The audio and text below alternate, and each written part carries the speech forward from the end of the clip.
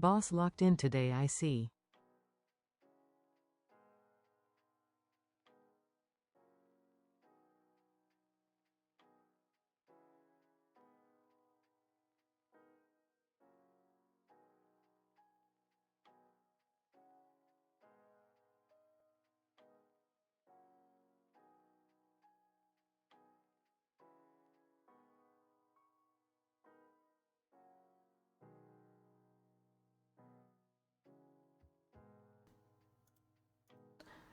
I love when OBS just doesn't pick up the one microphone that I have set up and it goes, oh, you wanted your default microphone? Which is in fact my microphone. But my default microphone in my PC is my HyperX Quadcast. And then it goes, oh, do you want your default microphone or your HyperX Quadcast? Motherfucker, what do we think? Fuck off!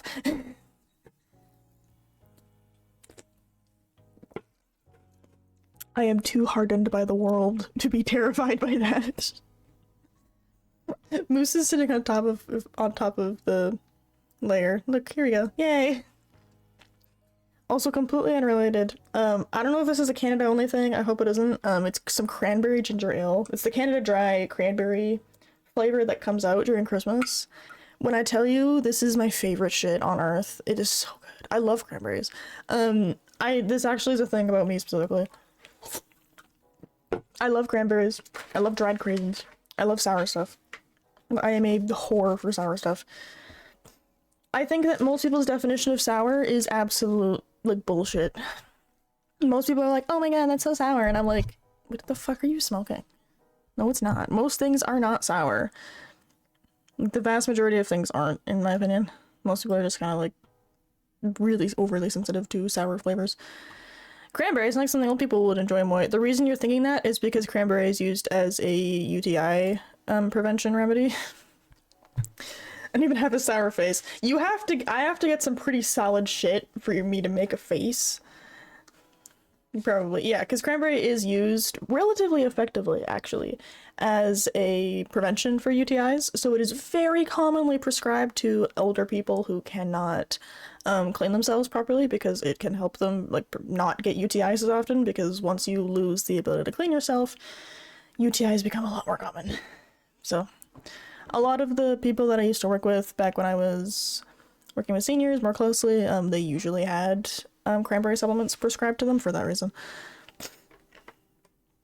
But yeah, most people also don't like cranberry because they find it to be both sour and kind of bitter. Meanwhile, I'm just like, fuck you, give me straight cranberry juice. I love that shit. I need to go and buy some, like, give me Warheads, I was fine. I don't find Warheads to be that deep anymore. Like, I used to when I was, like, a little kid. I was like, oh yeah, these are kind of sour. And now as an adult, I'm like, not really. Maybe I've just burned my taste buds off. Multiple things are possible. Okay. We're learning about bath salts today, children. So bath salts will resemble amphetamines, and then they also have the methylene ring features of MDMA. Remind me what the fuck that looks like. Methylxanthines, opioids. Oh, fuck off. MDMA. Give me a picture of what MDMA looks like structure-wise. Okay, so it has the benzene catechol ring. Thank you. It's not really sour, but it was kind of crazy. You never had anything sour super frequently. Yeah, if you weren't used to it, it was definitely kind of intense. Also, congratulations, Kaz. You've officially spent $100 on somebody you've never met in your life. How do you feel about that? Methylene ring. Nope.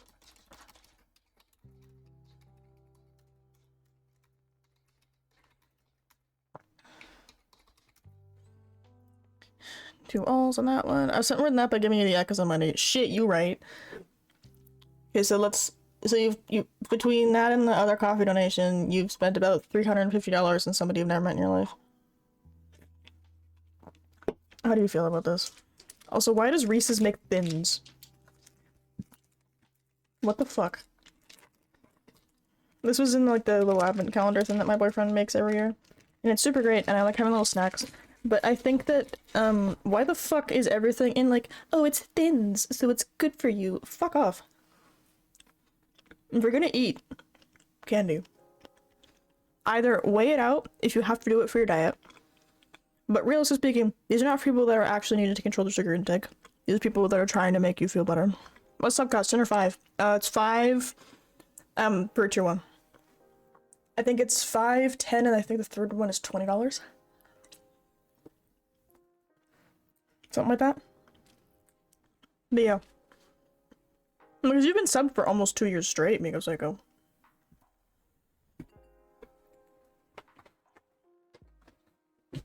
So that's about $120, I think. Do I do the math right in my head? Would you make a face if I gave you some Black Death candy, which are the world's sourest candy?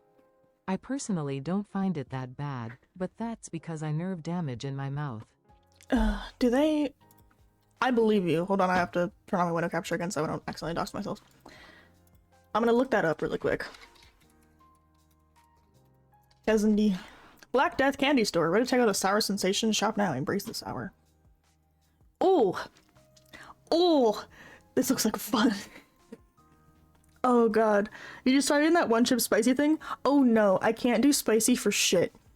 I would die instantly. I can't do spice. It actually makes me so sick. Spice I can't do. Sour I can do.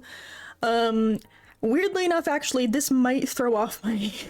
Can I put the Black Death candy on my throne? Can I do that?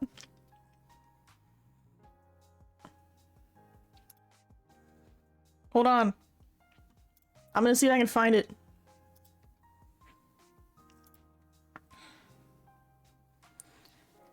I want to search up. Here we go. Can I put that on my throne? No! Oh, yes! It's here. It's here. I found it. What your boyfriend who is bewildered by me calling him the Naruto guy? I will do both on stream, people, if they want me to. I would do both on stream for money. I would not do that shit for free.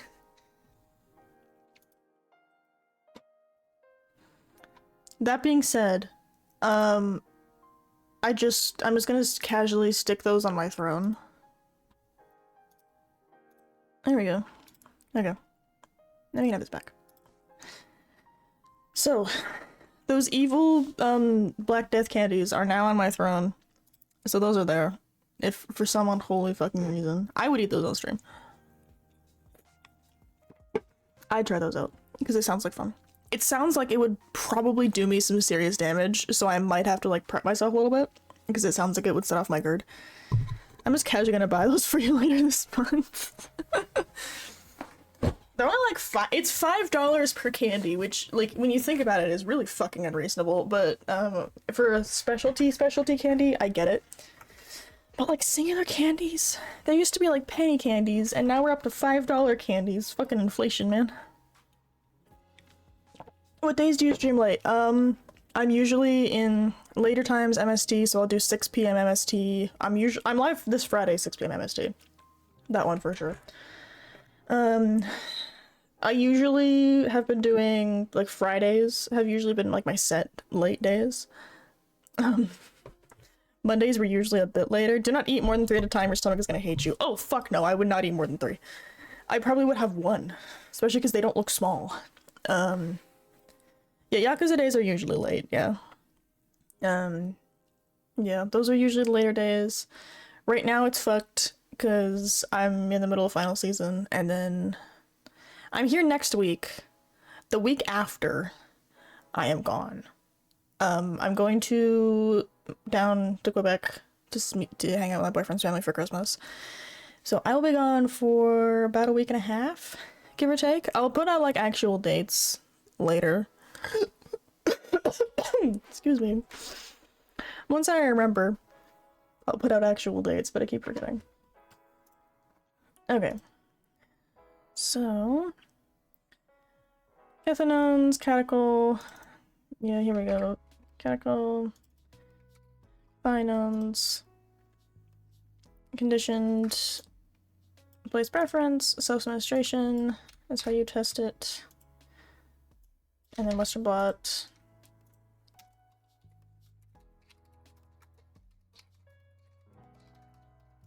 I would share it with my boyfriend, that'd be funny. Randomly walks in during stream times anyways. Oh yeah, when he pops in, I'll just be like, hey babe, try this. There's definitely nothing wrong with it. No, I'll tell him.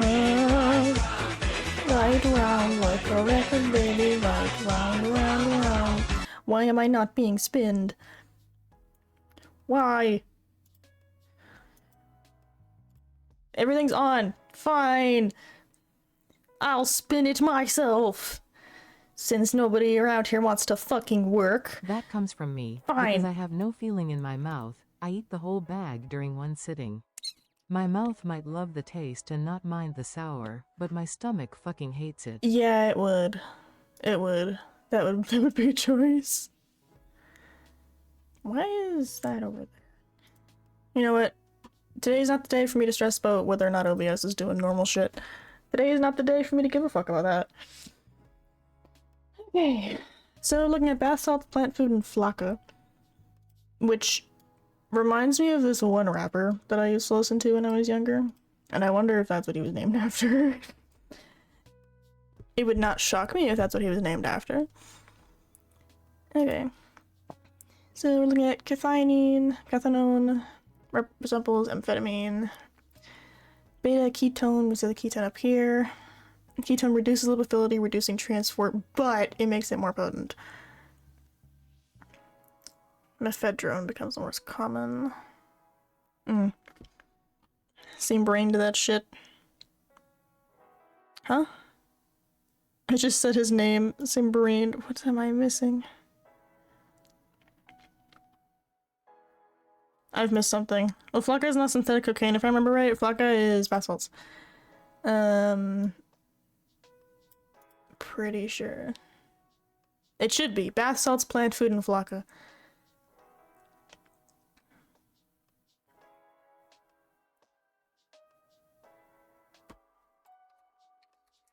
Hey! No swearing on my profile! Here we go. No Yeah, so it's a hats, third generation of no bath bricks, salts. no double-decker dicks! Rude! Okay? Have a great night. God forbid I cope. God forbid I cope with being alive. Okay, so there's bath salts are highly modified synthetics. So bath salts will usually... Thank you. Skulls for the... Okay, so you sort of... They're kind of like... So we're looking at amphetamine and meth, where these guys look the exact same, and there's a very small difference in between meth and amphetamines. But bath salts are these highly modified structures that are similar to amphetamines. But then there's the first generation, which is just these guys. Then we have second generations. Here we go. So first one is like methylone. That's this guy. Then we have ephedrone and MDPV, our second generation. Apparently these guys are both ridiculously cheap and easy to find. I wouldn't know.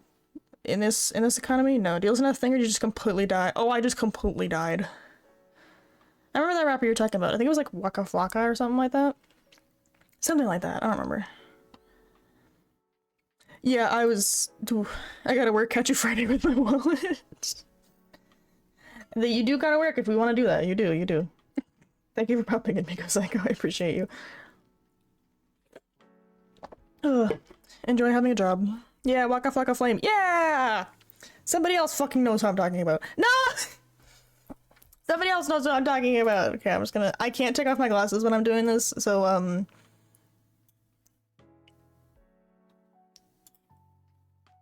Hold on. The most I can do is mild funny. Where is my text?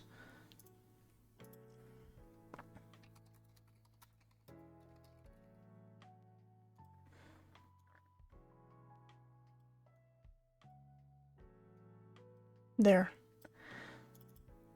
I'm in cussing air jail. No, go away. There we go. I want to make it somewhat readable. Does this count? I'm in air jail. I have been put into the air jail for cussing. Oh, I'm upside down. God, this looks weird for me. It's especially weird because, like, it moves with me, but now it's opposite, so it actually is kind of throwing off my brain.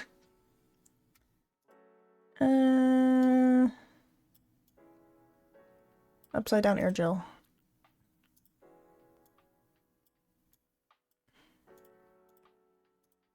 Air jail. I need to get like a sticky note that if I cuss, then it's just like dumb or whatever it is. Something like that. That could be funny. That could be an option. I'm in jail. What do I have that would be a good punishment? Driving in my car right after a beer. Hey, that ball fishing toward a deer. DUI, how about you die? I'll go 100 miles an hour. Do you appreciate that I updated my thing? Why is it not working? Why is nothing working?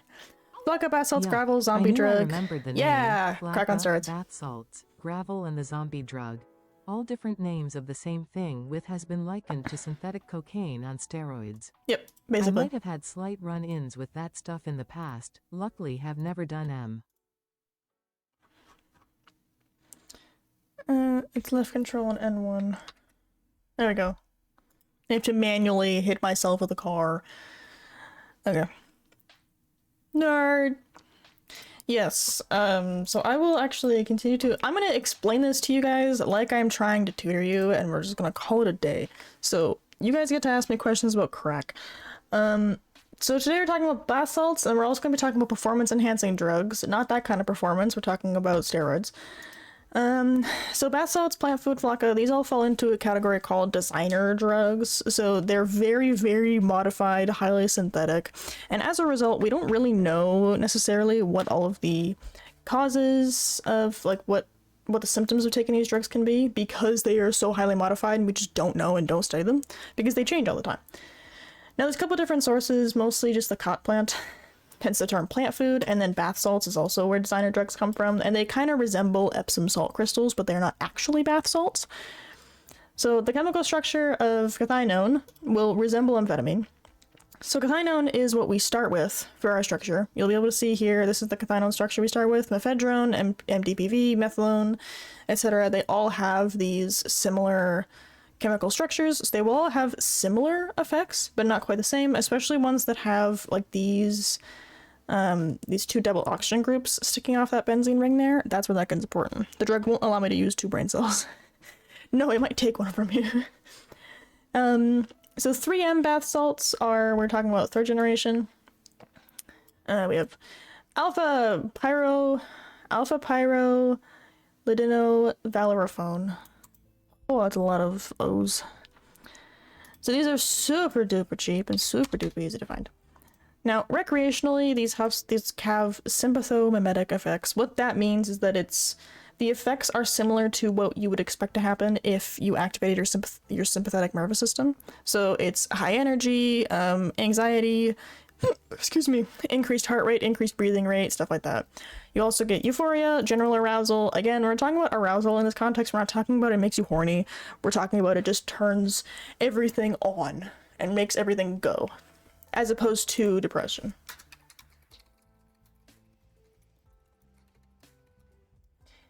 Now, euphoria is where the addiction is going to mostly come from. Euphoria is from elevated dopamine in something called the nucleus accumbens in the brain. Now, increasing the dopamine levels and serotonin levels, or 5-HT, in the nucleus accumbens of rats has been seen when we do actually test these kind of drugs. But we also see in euphoria from those elevated dopamines. But we also see locomotor activity increases. If you've seen Parkinson's, or people just kind of like twitch and shit, yeah, it's because they don't have enough dopamine in their brains.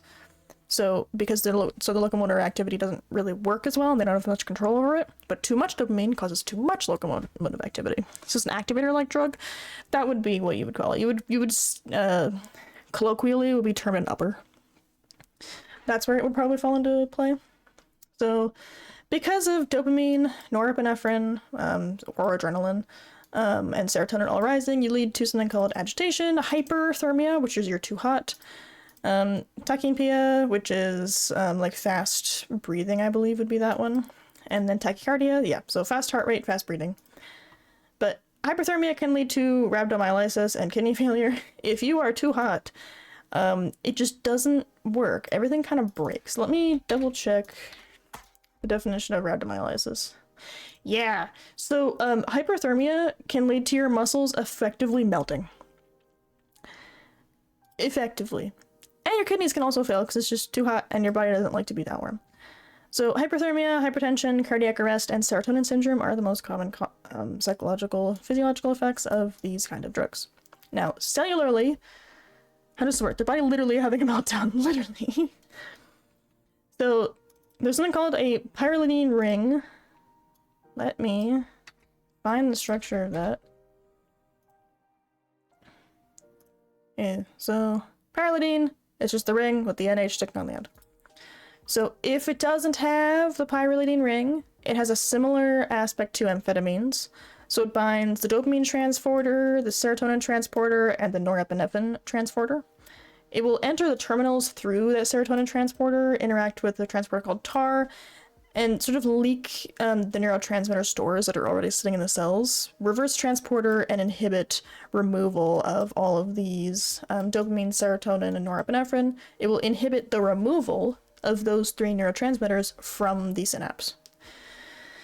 So because of the fact that those guys are sitting in the synapse more often, they just keep doing their job, keep sending effector or activating signals, and that drives the excitotoxic symptoms. That's what I want. Excitotoxic, sympathomimetic, upper, stuff like that. Now, if you don't have that ring, it's similar to cocaine. So it'll block the transporter, but it doesn't reverse them. That's mostly just the main difference here. MDPV is a potent blocker. So this guy up here. So we notice this guy does not have that NH ring up there, whereas... do we have one that has it? No. Mephedrone and methylone.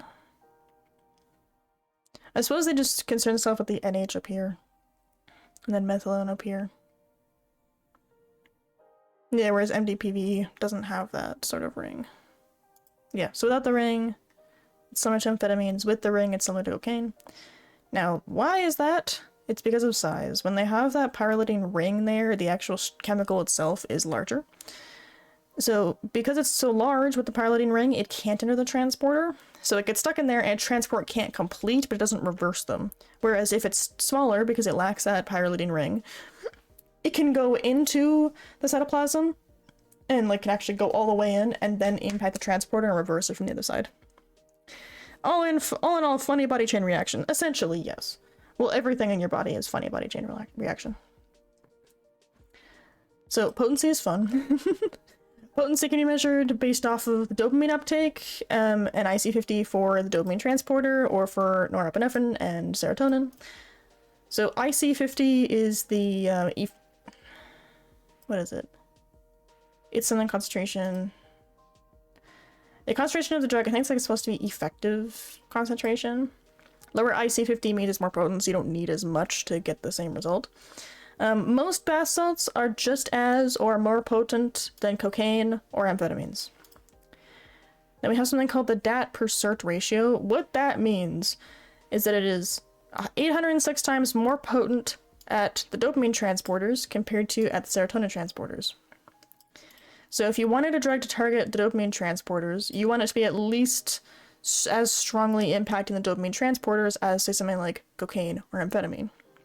Boss, I gotta go sleep. Work today was too much for me. Go to bed. It's good for you. Bed is important. If you synthesize a new drug, what type of tests do you perform and what ratio would you want? So if you were synthesizing a new drug and you wanted it to be highly addictive, you want it to target that dopamine. I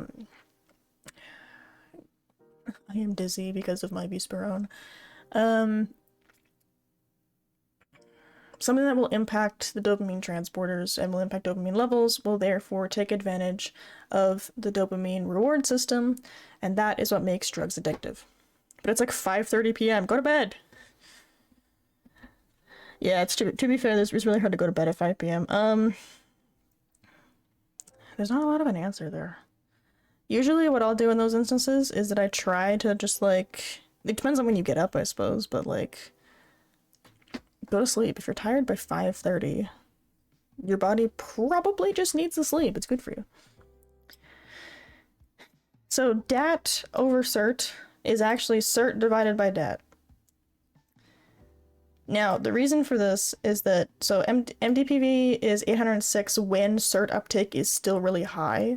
So if there's a lower number at uptake, so a lower IC50 is what we're talking about here, then that means that it is more potent at that transporter. So for MDPV, they took 4.1 for the dopamine and divided it by like 3305, give or take. So it's CERT divided by DAT. Yeah, so if you took 4.1 and divided it by 3305, you would not get 806. You would actually get a very small number, which would imply that overall it's not a very high ratio. Whereas in this case, if you flip it over, so serotonin 3305 divided by 4 is about 800, give or take. Goofy Goober streak, 7 stream streak. It's been a week. Look at you go. Look at you go. Congratulations.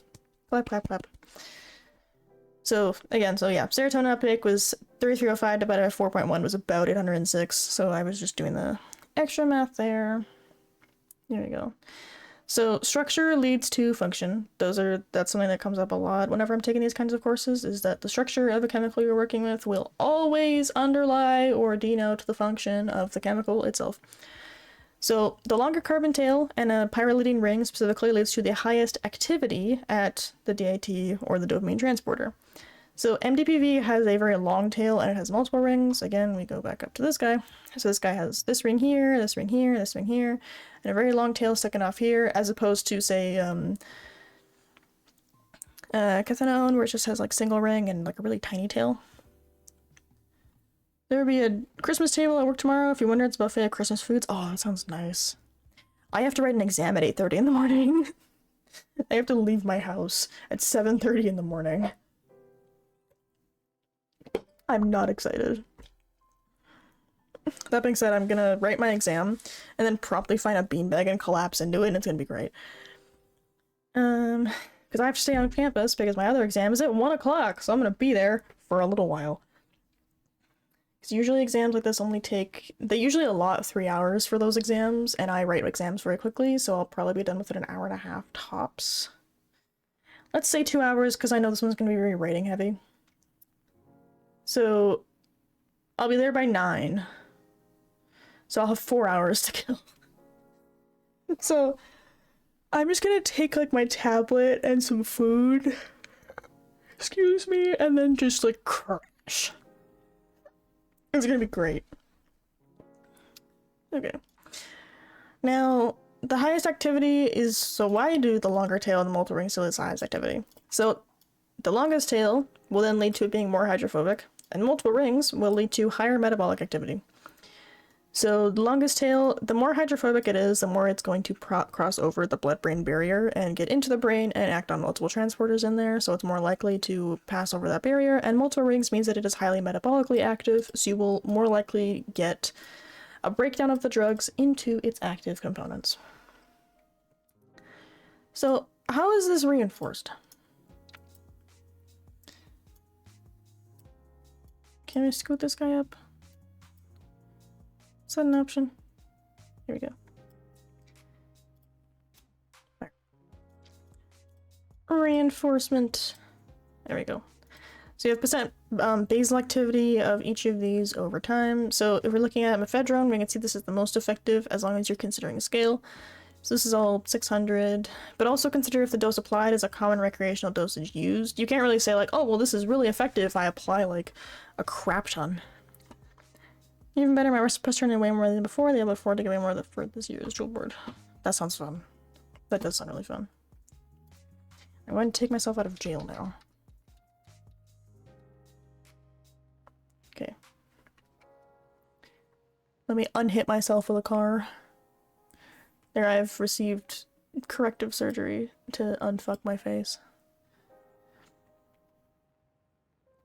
Okay, so we know that these bath salts will bind the dopamine transporter and reverse dopamine transport, which will then spit dopamine back into the synapse instead of pulling it out of the synapse. So if it's spitting into the synapse, it causes more activity, which causes more reward system hijacking, which causes more addictiveness.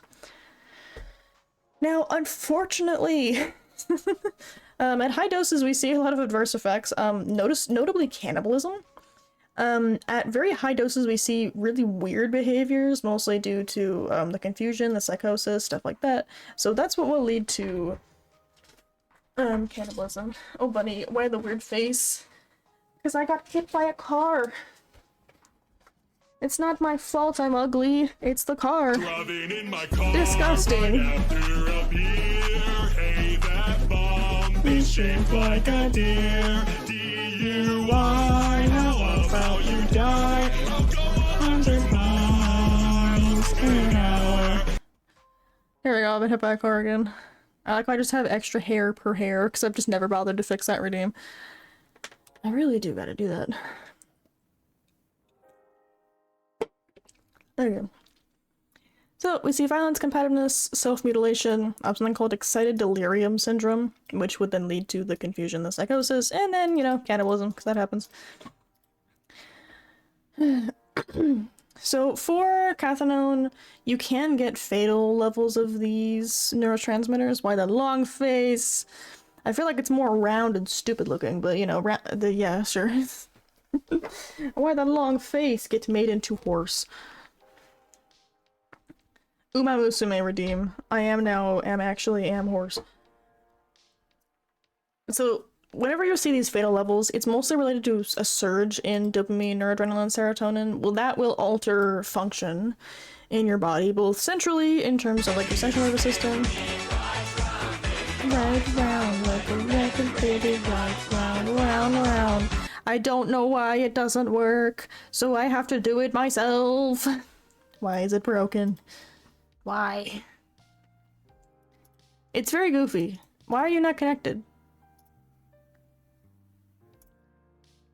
Why?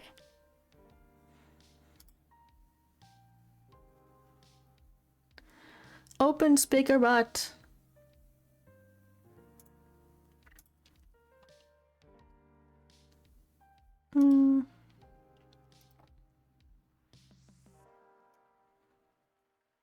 Yeah, control 1. So it delays for a little while, then control 1. And then we have the spinnies. Gaming 45. Gaming 270. I do not know why it is broken. Yeah, cause like this is what's supposed to happen. Like, I don't know what the issue is. Emptying off, mod clocking out for now. Godspeed. My cranberry. Okay, back to drugs. So, centrally, we usually see something like hypothermia, which will lead to a lot of people dying. People remove their clothes even if they're really cold. Rhabdomyolysis, where your muscles kind of melt off. Tachycardia, bradycardia, hypertension, chest pain. So tachycardia is the increased heart rate, which could lead to issues like with your heart, eventually just having a heart attack and giving out. Bradycardia, which is breathing, I'm pretty sure. Okay, bradycardia is a slow heart rate, never mind. So you have tachycardia, and then brady for slow. So very fast heart rate or very slow heart rate, both of which are very bad. Hypertension, which is increased blood pressure to a point that is very damaging, etc. There's also something called hyponatremia, which is also where you essentially poison yourself with having too much water. So serotonin will cause antidiuretic hormone, which will lead antidiuretic hormone secretion or ADH secretion. Now that leads to water. I have to throw someone in the dog crate of doom. Yeah. So serotonin will lead to water reabsorption in the kidneys, but you're also going to feel thirsty because of that hyperthermia or that high metabolism that's caused by these drugs, and also in an attempt to cool down. But also excessive sweating causes that loss of sodium. So what hyponatremia means, natremia refers to the salt content and hypo refers to low. So in this context, what it means is that there's a low salt content in your blood. Now what that can lead to is increased cranial pressure in your brain, which can lead to hernias in your cerebellum or add pressure to your medulla. Your medulla controls how much you breathe. I'll be a good boy. Yes, yes.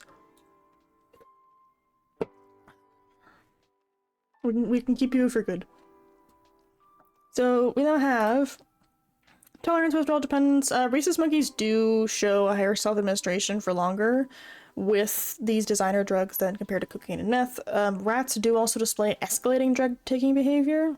Ephedrine causes place preference in mice and rats, but bath salts do have really high abuse potential across the board. Now we have something really fun called performance-enhancing drugs, or PEDs. Bandana owes me a head pat if I behave. If you act right, then we can get you something like that. But only if you act right. Okay. So there are 6 total categories of these performance-enhancing drugs, but we only focus on anabolic or androgenic steroids. The term androgenic has become really important later. If any of you guys know what the word androgen means, it is like the production of androgens, such as testosterone. These become funny for a reason later. Because when you take steroids, you think you're taking, like, testosterone and androgens, which is going to make you, like, stronger and stuff like that. Psych, bitch. Androgens get changed into estrogen in the body. Which is why if you take anabolic steroids, you can have higher estradiol levels, because your body's just automatically metabolizing them or aromatizing them, because that's how they are aromatized to estrogens through something called aromatase. So you'll end up getting more estrogen, even if you're taking more androgens, which is really funny. So there are 3 forms of these PEDs. Yeah, some people will consider it healthy, but there are a lot of deficiencies that will result from the use of these drugs. The first type is esters, which will have the oxygen bound to a double bonded oxygen, bound to the rest of the molecule. They'll have a longer half-life because of the fact they usually have multiple rings in there, and this ester there will also be a little bit less likely to break down, but not quite as much as opposed to something that doesn't have them. But most of the rings are what will give them that longer half-life. But because of the fact that they are things like they are naturally going to be, they're a good shape to be changed into estradiol, because you just pop this thing off. And congratulations, you now have the structure for estrogen. So you'll get more estrogen if you use type 1. Type 2 is nandrolone derivatives. They also have prolonged half-lives. Are these the same structure as that? No, it's totally different. There's an extra double bond kicking around in here and in here, so they will have a longer half-life because of the fact there is less areas where metabolism could kick in and easily pull off a polar molecule. This is the main weakness for it to be broken off at. They do have reduced androgenic effects, and they're less likely to be aromatized compared to type 1 because they just simply would have to have more changes to become estradiol. Then we have something called 17-alpha alkyl derivatives. They have a vastly reduced liver metabolism because of this guy right here. These nitrogens are really happy to react and pop off, so they're more likely to just be broken down. These guys are not converted to estrogen, and they do have higher anabolic effects as a result. Anabolic meaning without oxygen. There are a couple different ways that you can take steroids. I hope none of you know this. There's something called pyramiding, where you increase doses followed by decreasing your dose again. Stacking is using multiple steroids at once, and then cycling is alternating periods of use, usually coordinated with testing schedules to avoid detection. Bodybuilders can take between 100 and 1,000 times the recommended therapeutic doses because these steroids can have therapeutic uses. But if you take this much of them, it's not really in the therapeutic use anymore. These are usually injected or applied as a topical cream. We do have a first pass metabolism through the liver, so the bioavailability of the actual steroid itself is low, which is why somebody would take such a high dose overall. Now, there's a couple issues here. So, male and female differences in terms of the biological sex are determined by sex steroids, which are produced in your reproductive tissues. So, testosterone is converted to DHT, and then aromatase will then convert that into estrogen. However, if you have too much, or if you change one of these enzymes, or if you change aromatase, then that would change whether or not you produce enough estrogen. So muscle mass, tendon, bone, and joint health, all of these things are managed by the sex steroids. So your body, so these hormones help your body build muscles and help build the frame of the muscles sit upon, like the skeleton is what I'm talking about when I talk about the frame. Now, usually these levels are cyclical, especially in women, and they'll follow negative feedback loops, meaning that if there's already enough of something, then therefore your body's going to go, okay, stop making more of this stuff, and will prevent more production. So anabolic steroids will bind the androgen receptor. Higher concentrations will cause additional receptor binding, and they can often just bind estrogen receptors because of the fact that androgens and estrogen are very similar structurally, that they can just both bind, theoretically. So many users do report euphoria, and that might be because of the increased beta endorphin levels. So again, just endorphins in general. So those would be decreasing GABA release, and GABA is an inhibitory transmitter, so that would turn off certain structures that it would be released upon to. So in the VTA, which was I've just used VTA. I've never actually. What was it called?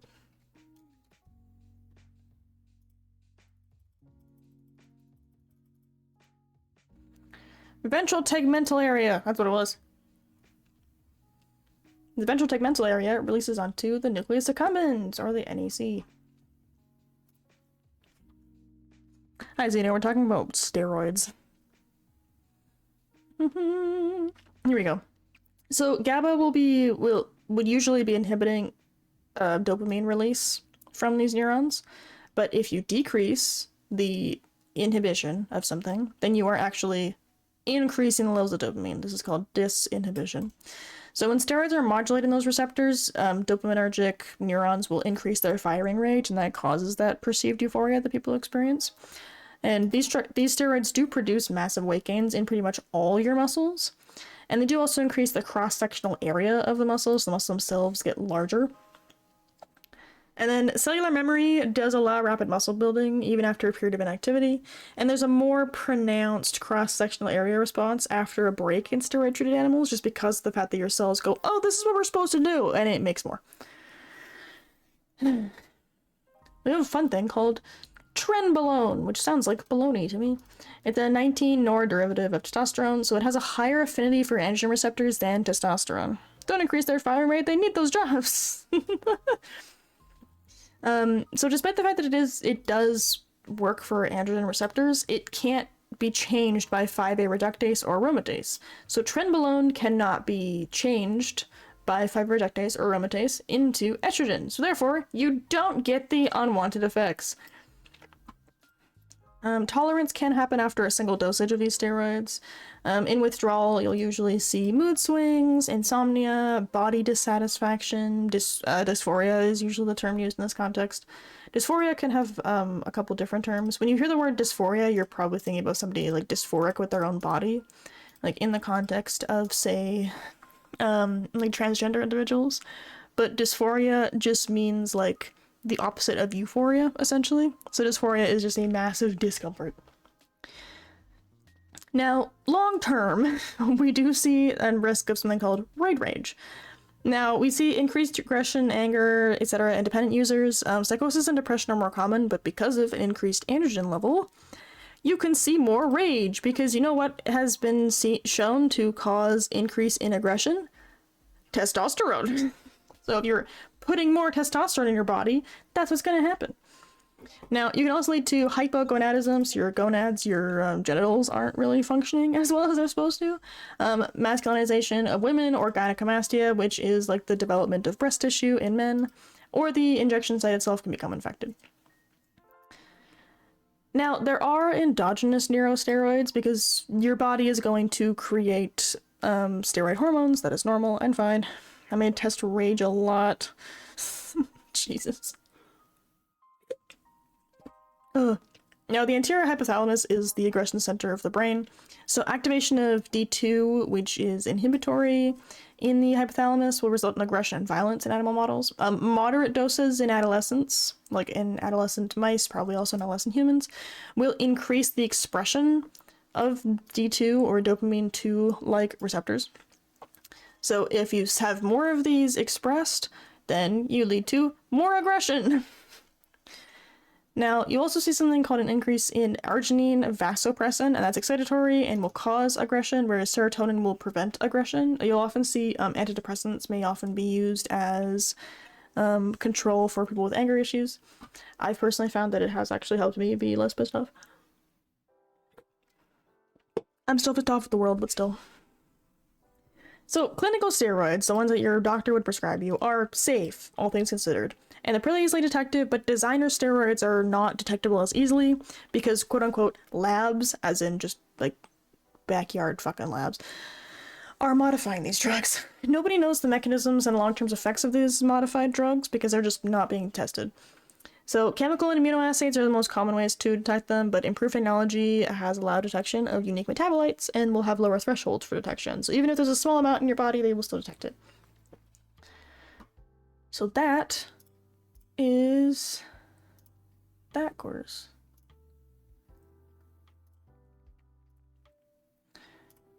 Bath salts!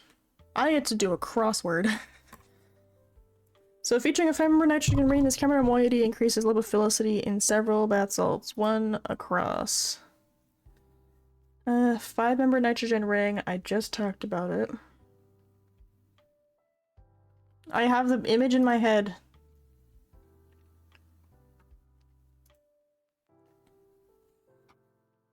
Ugh.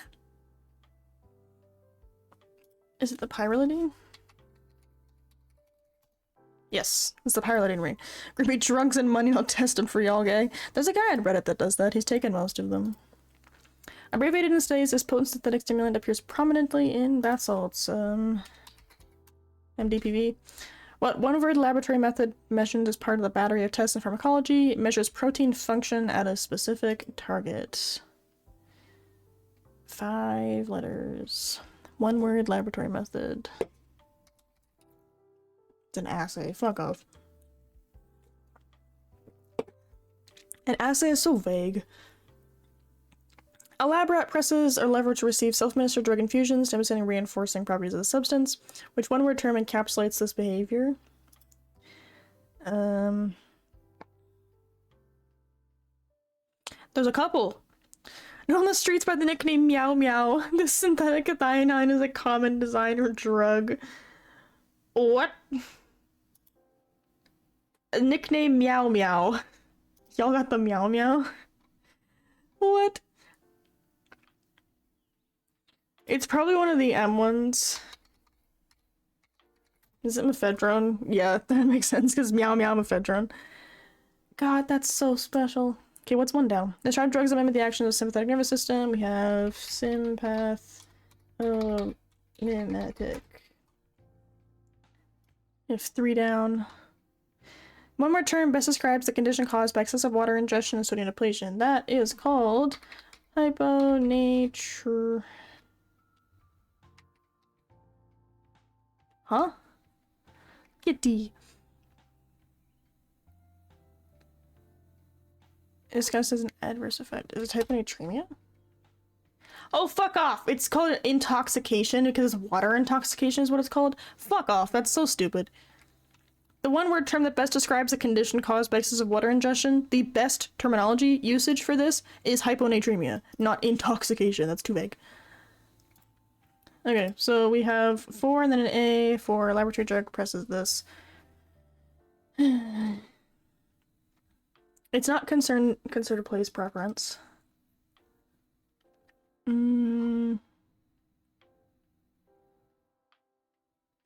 Condition place preference. Self-administration. Is that what it is?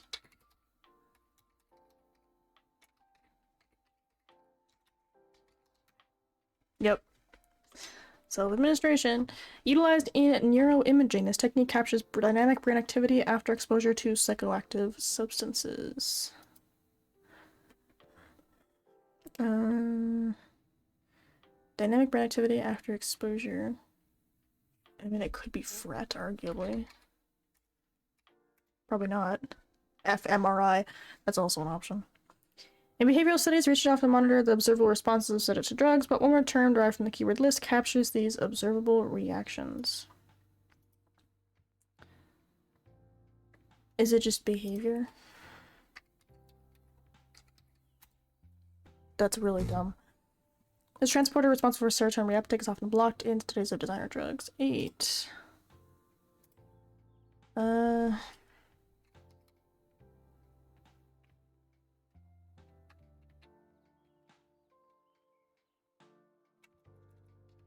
it's CERT. Serotonin transporter. The synthetic cathinone with a modified methyl group is a key analog frequently encountered in toxicology reports.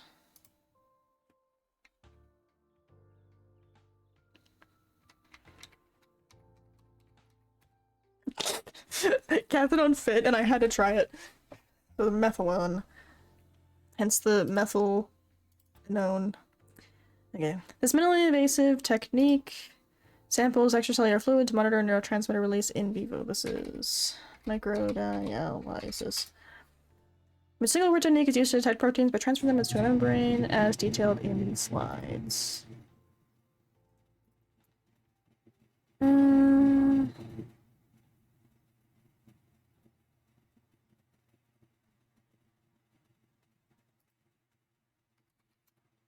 Called a Western blot, but a blot would be accurate.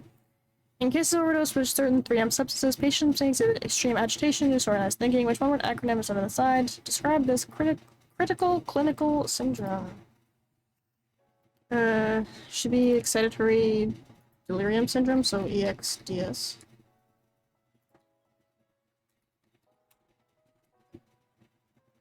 This abbreviated behavioral paradigm is used to measure a drug's rewarding effect in animal studies. That should be self-administration.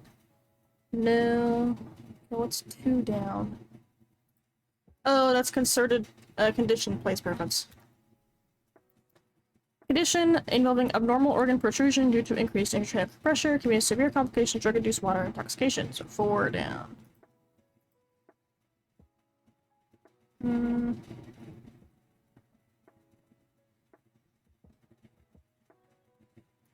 Abnormal organ. Oh. Hernia. The transporter for dopamine reuptake, paradoxin, and many stimulant drugs. It's 5 down. It's dopamine transporter. This plant is the original source for the natural stimulant, forming the basis of many desired drugs. It is cat. Or cathode. Whatever, not any pronounce it. This natural compound serves the nucleus for synthetic cathinones and is structurally similar to amphetamine. 7 down.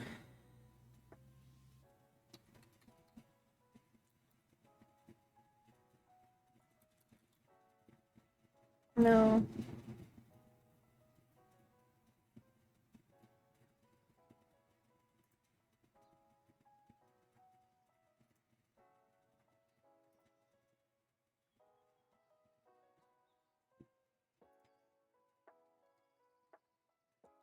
Not a ketone.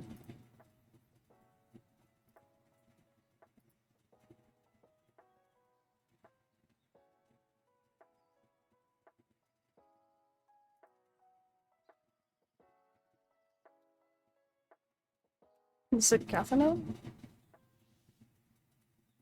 I hate that the natural compound serves the nucleus for synthetic cathinones, then cathinone is the nucleus.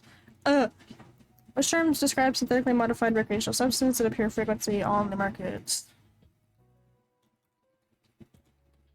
Designer drugs. So the ones that I didn't get were methylone, so that was 9 across.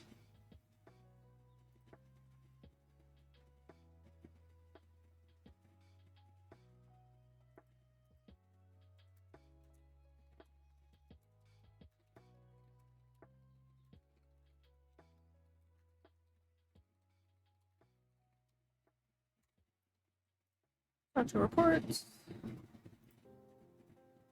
And I have hyponatremia. Where did that one go?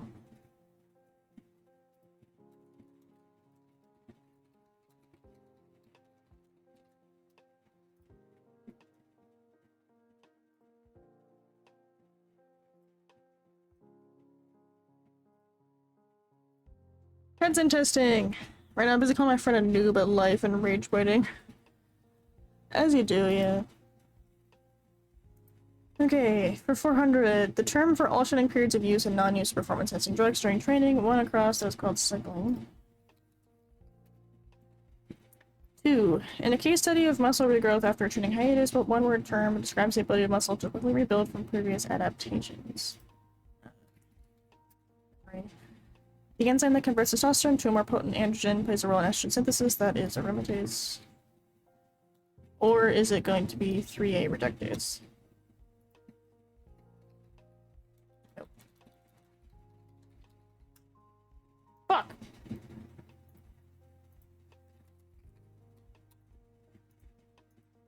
Cycling. Memory. So, and plays a role in estrogen synthesis, that specifically should be. That's probably I should care about. Describe the slowest controlling step in enzymatic reaction pathway, that is the rate limiting. Rate limiting step. Practice of using multiple substances concurrently to boost performance is called stacking. Common abbreviation for performance enhancing steroids, that is PEDs, so 6 across. Okay, then it's not PEDs, and that's anabolic, androgenic steroids. Phenol compound forming the base structure of many PEDs, 7.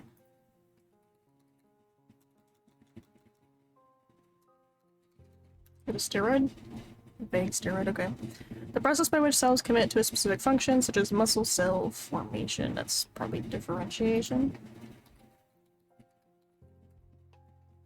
The dosing strategy characterized by gradually increasing, then decreasing doses, that is pyramiding. In a scenario where a patient exhibits altered aggression after steroid use, this hormone, also a neurotransmitter modulator, might be implicated. That would be probably testosterone.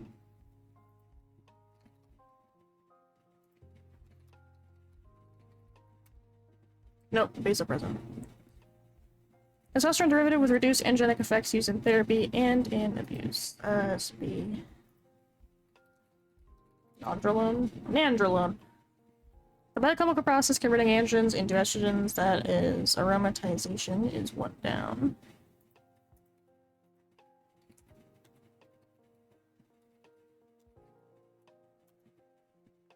Muscle cell components that increase in number with anabolic steroid use. It's 2 down.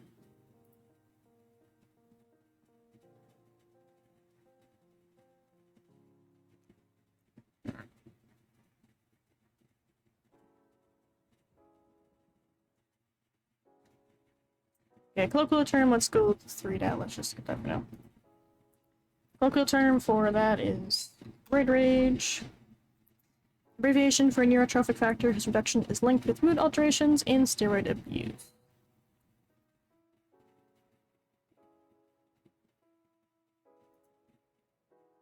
Four down.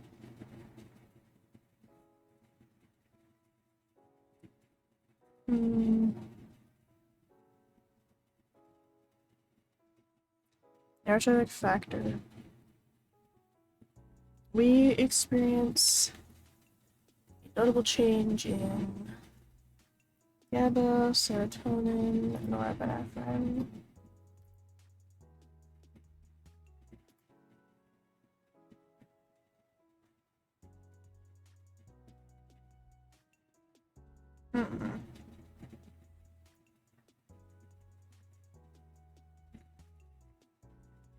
I don't know.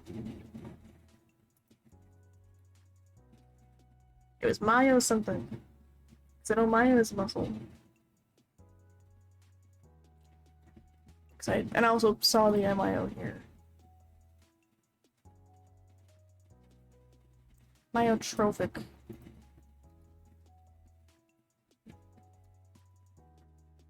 Myonuclei? Oh, fuck off. That makes sense, but I hate it. 5 down. The chemical process where a small molecule binds to a protein to trigger an immune response.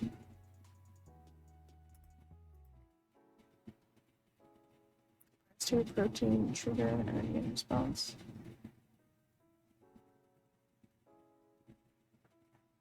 I was gonna say antigenic, but now it's not that. Potent 19-hour derivative of testosterone used to enhance muscle mass without producing estrogenic effects.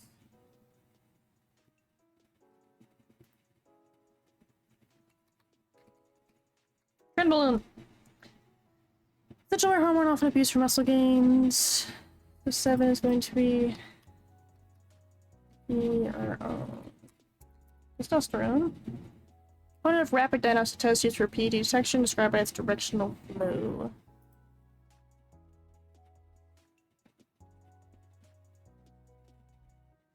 I was gonna say Lysa, but I don't know.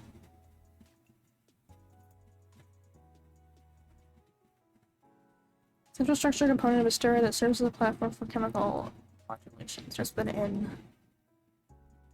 Going back to school to answer Riz Goon at 67 to all questions to annoy teachers. I feel like teachers are already annoyed enough. So that one was BDNF. Was 4 down.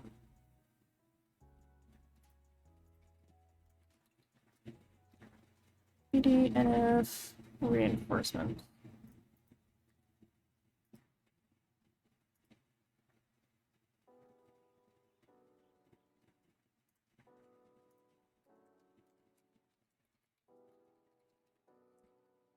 There we go. BDNF reduction. Another process where a small molecule binds to a protein to trigger an immune response.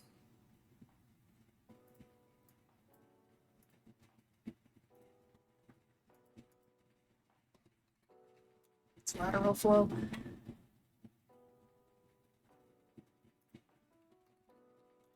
Not nandrolone.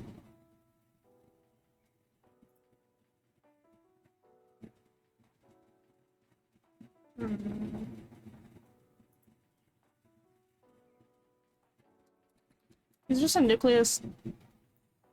The chemical process where a small molecule binds to a protein to trigger an immune response.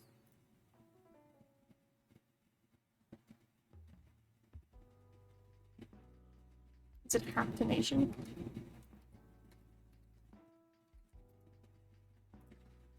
I define them. Chemical haptenation, a small molecule that binds macromolecule to produce an immune reaction. Yes, we did. And then 10. Alpha-sugar steroid use. This hormone, also neurotransmitter, might be implicated. So, mechanisms.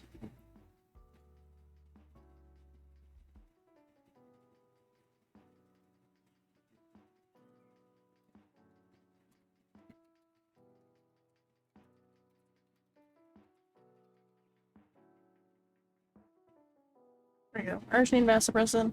Whenever they hit their jobs enough already, but I don't know, something about it just felt right. I never really pissed them off too much. I only pissed them off if I genuinely felt like they deserved it.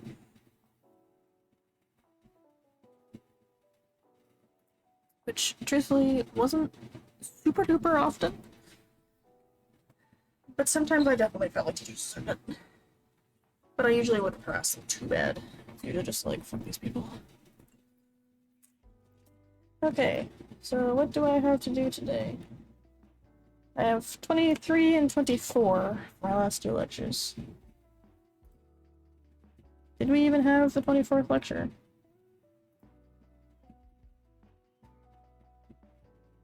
No.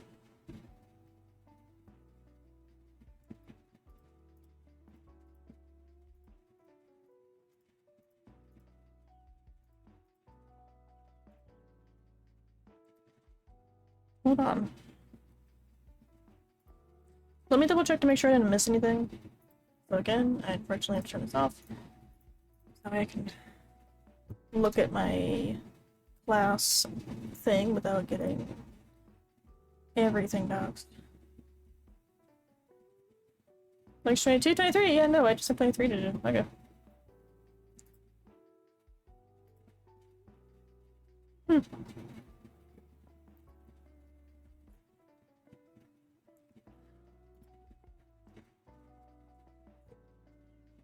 Soda.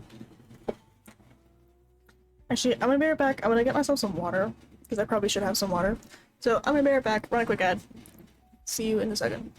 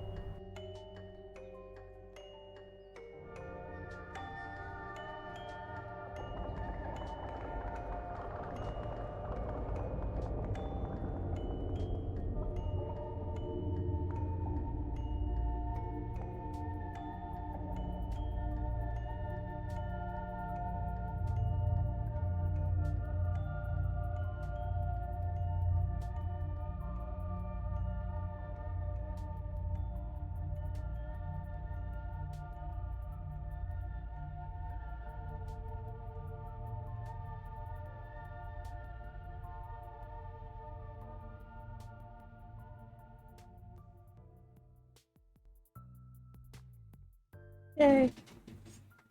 So I cleared the bot. Confident absent teen. Enjoy. Okay. Now we get to do the other one.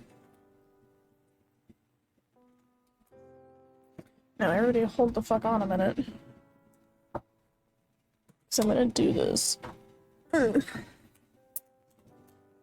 But I'm going to use my second screen, which is actually my drawing tablet. The only downside is that I have to unplug my stream deck.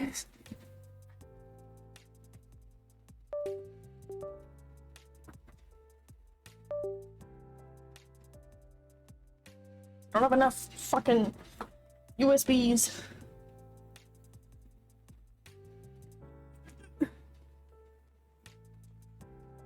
There we go.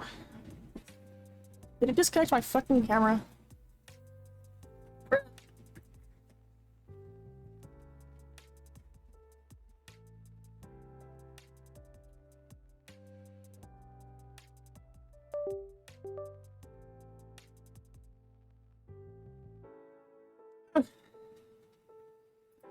Don't do this to me.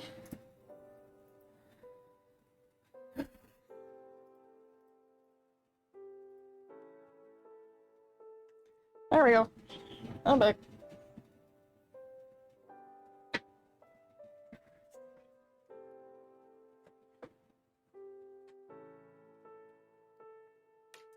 Nice.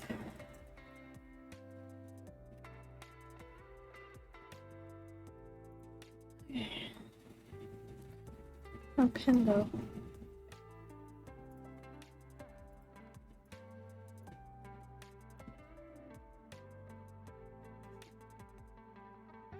Yay! Okay, turn that off for a second. Let me turn that on for a second, get all my shit open. Then we'll be good. So, let me grab my notes. Modules. Get my study guide. Download the PDF.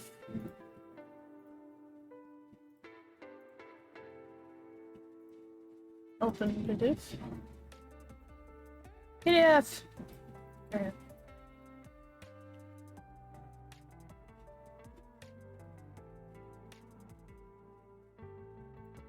Hi back, I'm Sid. Hi. Welcome. I have a lot of tabs. Okay.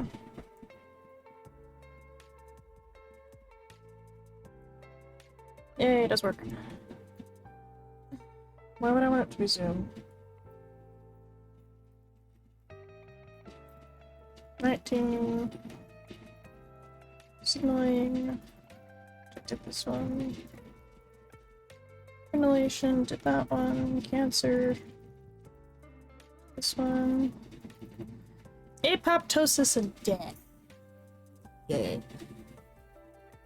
Now let me.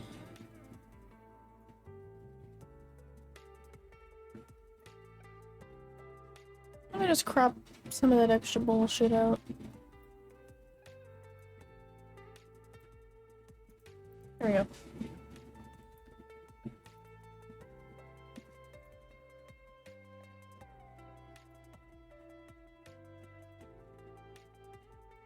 There. Okay. Now we get to do the last one for this guy. And this one is arguably the easiest because this one and the last lecture, which was cancer, I did an entire class basically on these two topics. So these two topics are really easy for me. So I've pretty much already learned all this shit. Okay, so we have...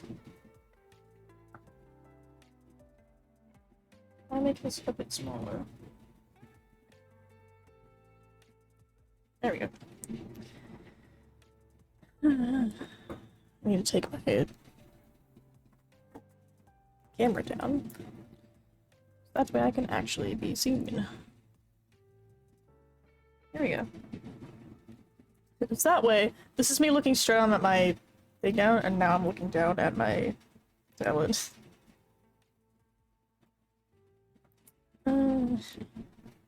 Okay.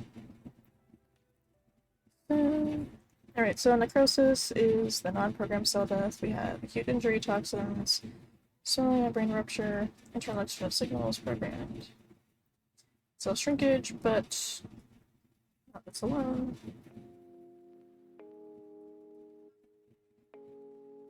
Is that decay to division? Same for this, but there's no inflammation. Development and regulation. Apoptosis is required, especially in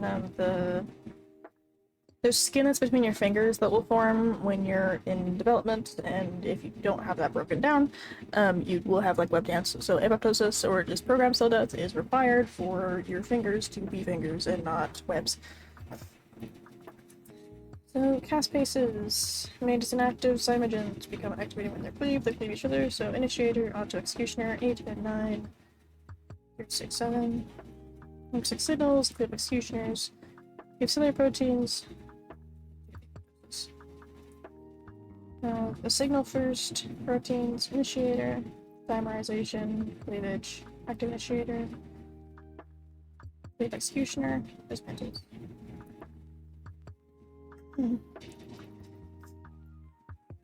So, let me bring my microphone a little bit closer, so wait, I don't have to keep leaning up a little bit. There we go. Okay. So, again, main difference between necrosis and apoptosis is that necrosis happens when there is damage to the cell, toxins, basically when parts of the cell leak out and the body goes, that's not supposed to fucking be there. Then the body just kind of kills it and the cell dies because it has to die, or else it causes damage to the cells nearby. So necrosis, if you've heard about somebody like, somebody's like foot becoming necrotic, it's because their foot is dying. Like the cells in their feet are literally dying. Whereas apoptosis is something that is planned. Internal or external signals, an internal signal would be the leakage of mitochondrial signaling. In the mitochondria, there's something called cytochrome C, which is only supposed to exist inside of the mitochondria. So if it's outside the mitochondria, the body goes, what the fuck, and kills it. Now, there are two kinds of caspases. The caspases are synthesized inactively. If they were made actively, they would break fucking everything, which would be kind of a problem. So instead, these guys just activate once they are cleaved. Initiator caspases are then activated by those signals here, the external and external signals, and those will then cleave these guys. Once the executioners have been cleaved, then they go and do their job. Now there are multiple steps. The signal will then lead to adapter proteins such as APAF1, which comes up later, and those will recruit initiator caspases to the site. And then those procaspases will dimerize, or there is two of them together, leading to autocatalytic or self-cleavage. And then initiator caspases become active from that cleavage. So then those executioner caspases are then cleaved by the initiator caspases, which will then lead to apoptosis, or the dismantling of the cell. So the extrinsic, or the death receptor pathway, those are triggered by extracellular ligands on cytotoxic T cells or after killer cells binding to death receptors. So the binding of the ligand will induce aggregation of death receptors and then recruitment of adapter proteins, just FAD. FAD will produce, recruit procaspase 8, which is initiator for autocatalytic cleavage, then cleave executioner caspases and induces apoptosis. Now there's the intrinsic mitochondrial pathway. So this guy, make a different color so it makes sense. Ligands outside the cell. And then this is triggered by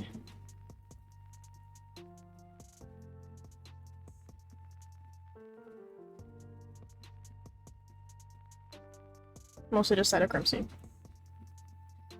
So that's triggered by DNA damage, stress, and then we have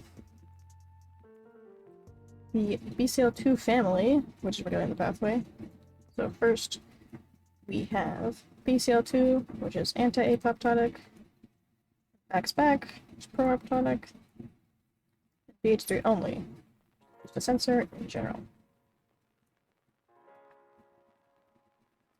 So the structure was as follows.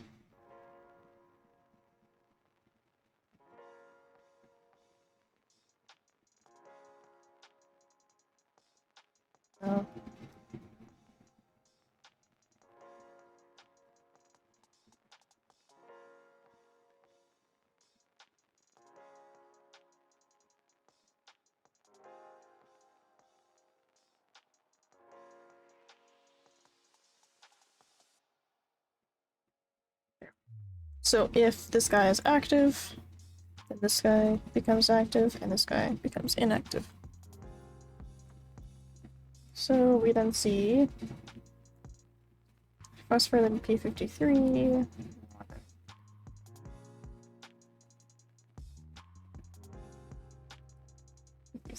drive expressions of BH3 only proteins, binds to BCL2, releasing backs and back.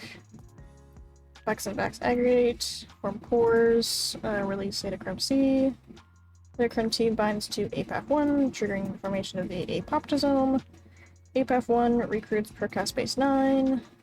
At caspase 9 cleaves executioner caspases to induce apoptosis.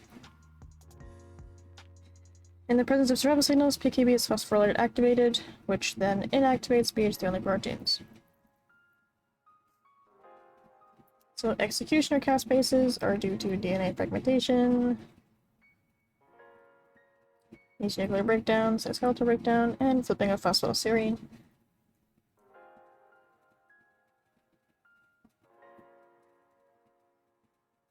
So those guys overcome the flipases. So we'll see cleavage of nuclear lamina, cleavage of action regulators and focal adhesion proteins, so loss of cell shape, membrane bubbling, and apoptotic bodies. Cleavage of DNA, nuclear envelope disassembly. Phagocytes recognize that on the outer leaflet and target some for degradation. And we have more bullshit. We have an X5, PCM, iodide, staining, tunnel assays, and caspase 3 detection. So what does that detect? So serine exposure, membrane integrity, DNA fragmentation, execution phase, caspase. Nixon V binds to exposed BS. Also running to relaustatin to enter cells. Enzyme attaches fluorescent nucleotide to exposed 3'. And this much shows a reduction in the size of caspase 3, showing that it has been activated.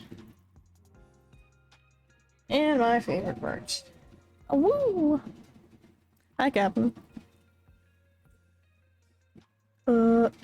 Soda. I also do have actual water this time. Probably should drink some of my actual water.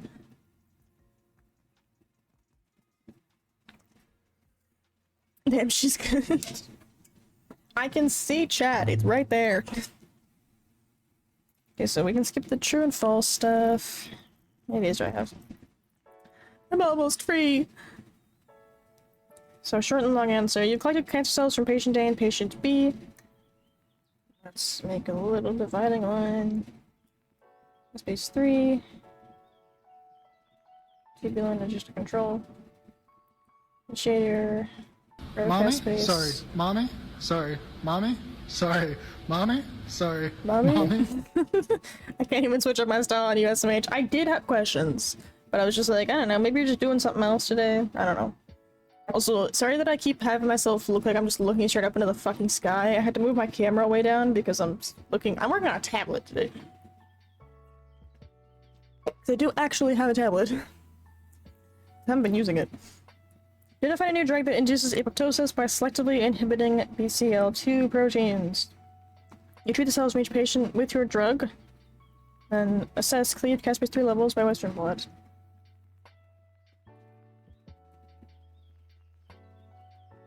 Base your data which patients are more likely to respond positively to your drug. Most noticeably here, we see a loss of cleave caspase 3.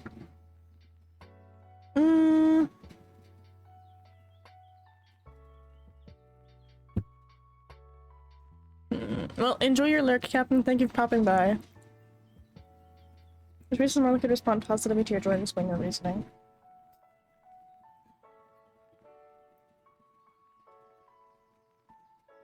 Having BCL. So...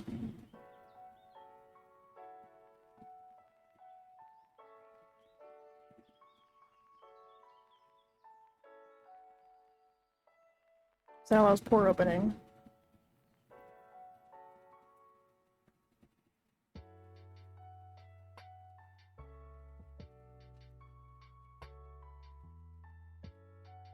Or is this just a reaction instead? That would make more sense, actually, if there was just no reaction. Here's any data which patient is more likely to respond positively to your drug. Should be patient A then.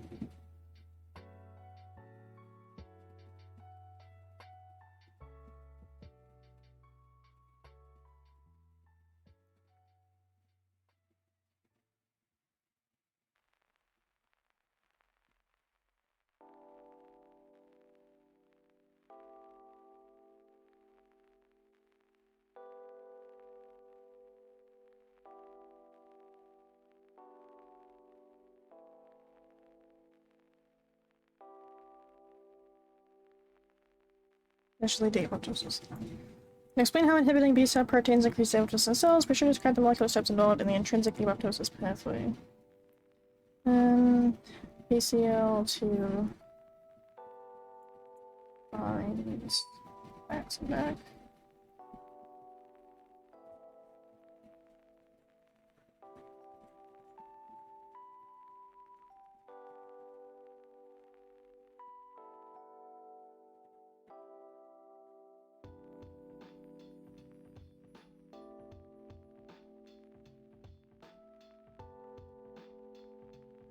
Meow. Do you like genuinely bad shit insane characters? Depends on why. Elaborate. No reason. Elaborate. I was going to do something, and I realized you were working and streaming, so I'm not going to bother you. I do want to see it though after I'm done, which is about half an hour. What? I do want to see it after about half an hour.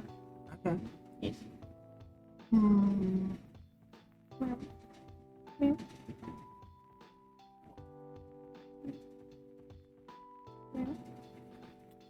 It's very hard to make this rabbit. Yeah, well then come and kiss me. Yeah. Obviously. I was gentle the first time. We're talking about apoptosis and death. What's the difference? Hey, it's picking up your face, I think, over my face. Yeah. Why is your character suffering a stroke? Oh, it's picking up your face, not mine. Oh. There we go. Listen, Bond's non's having a stroke. Call the ambulance. It's not my fault.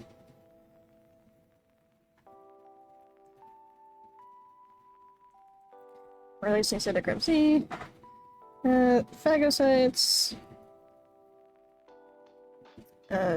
Notice this. And target the sulfur degradation.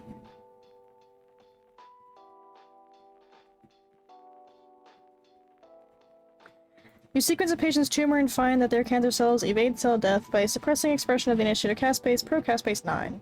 The patient is considering CART therapy or cytotoxic T cells. Hold on, wait.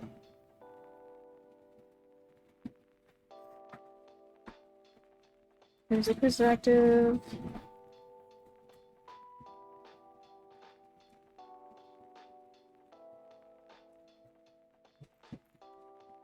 Hold on a minute. Caspase 3 is...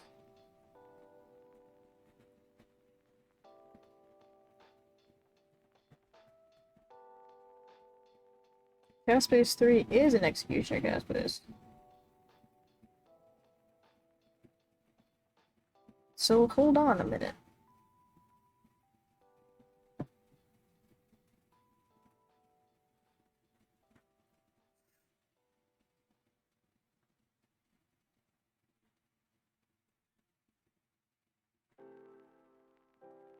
There's so much schmutz.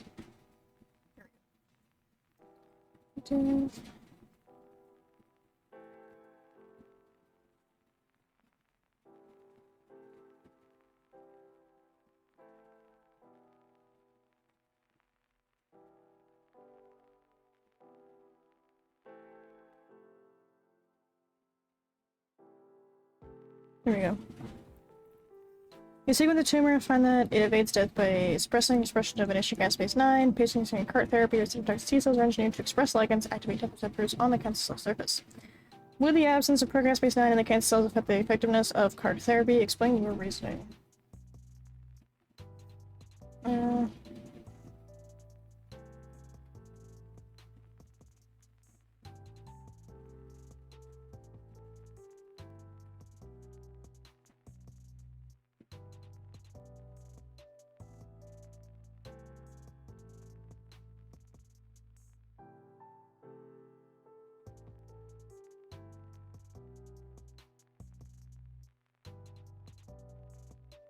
That can make up for the loss of C9. The cytotoxic T cells are engineered to express ligands, activate death receptors on the cancer cell surface. So this is going to be the extrinsic pathway.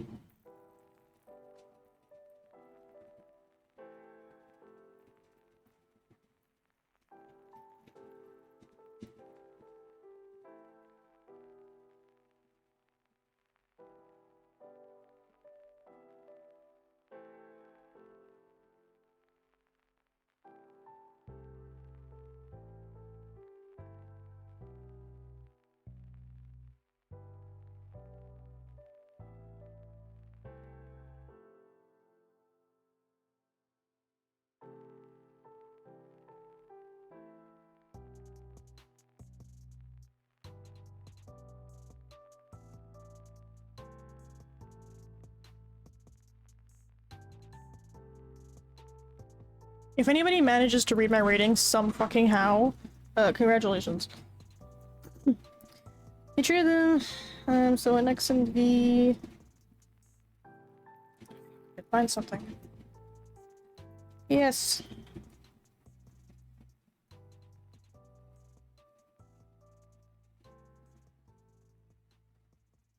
Post deflip. And then use iodide staining. Muscle membrane integrity.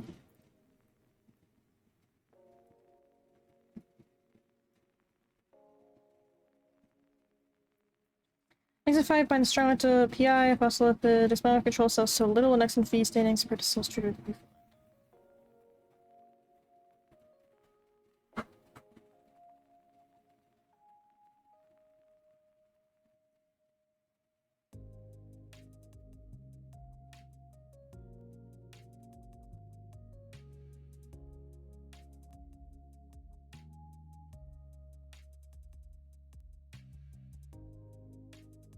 Here we go. In the beautiful untreated cells, we can see that some cells are positive for both the X and V staining and PI staining, however some cells only show X and V staining. Explain what the staining pattern indicates about the stage of apoptosis in these population of cells.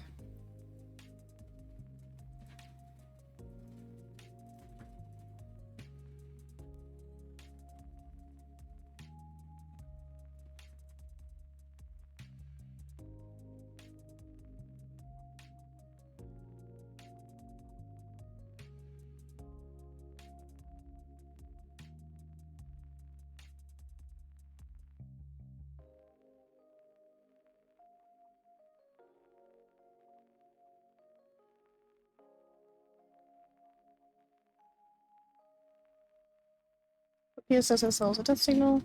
Excellently mixed up two cell cultures. You have overexpressed TBH3 only protein, where you overexpress BCL2. When you measure cell viability, one condition leads to increased cell death, other does not affect survival. Overexpression of which protein is like cause increased cell death and why?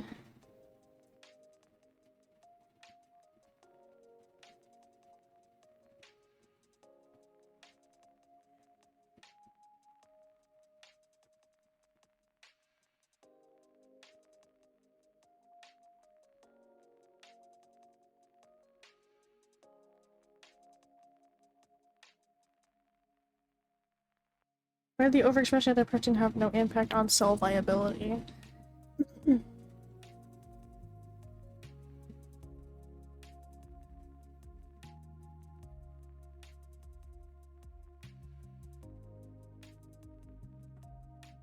Increased BCL2 expression.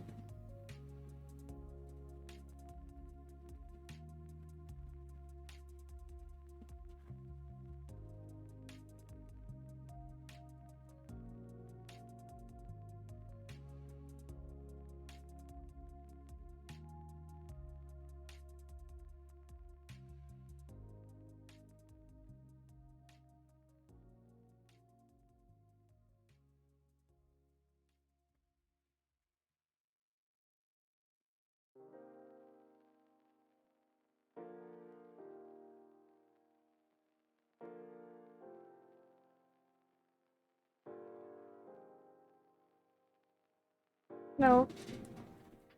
BCL2 concentration.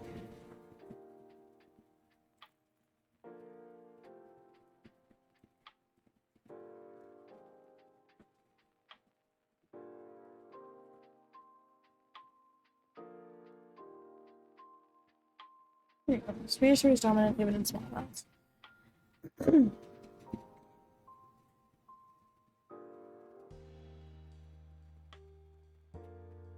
I would do all this, I just did it all on my other, on my mobile tablet. Okay.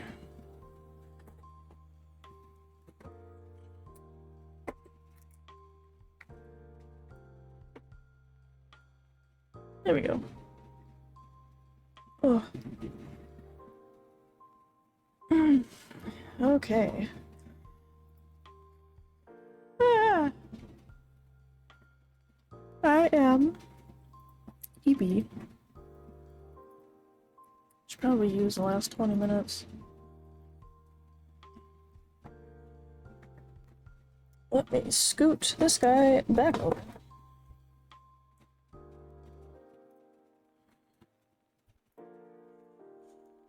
Up we go. Bring the mic back down.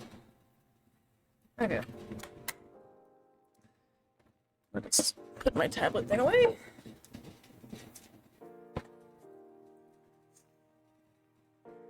I really should work on that paper though. Not done. I'm just close. Ah, oh my god, bro, like the study guide. Oh my god. Never would have thought. Who would have ever known?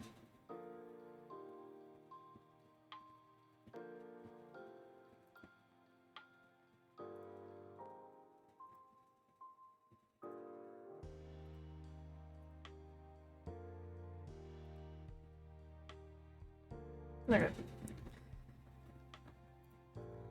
So this is the paper itself, and I was working on citations.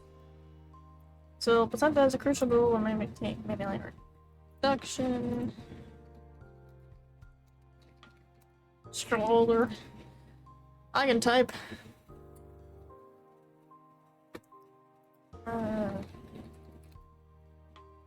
What is the placenta? This works.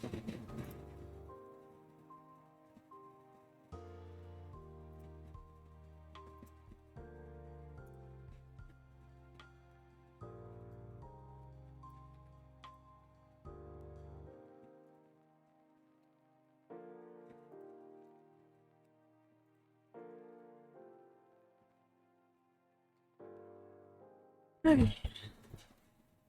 Come back here, microphone.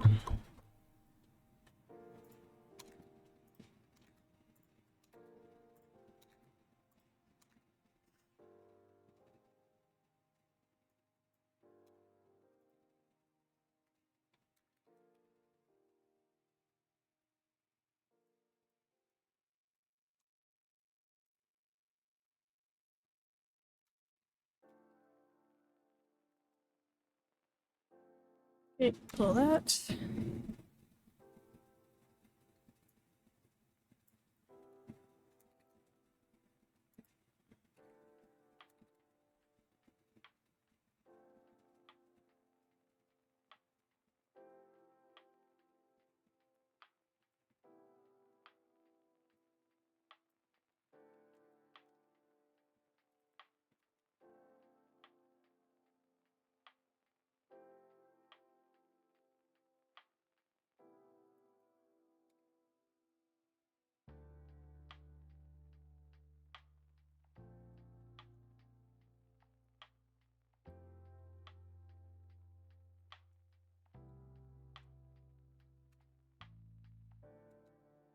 Yay!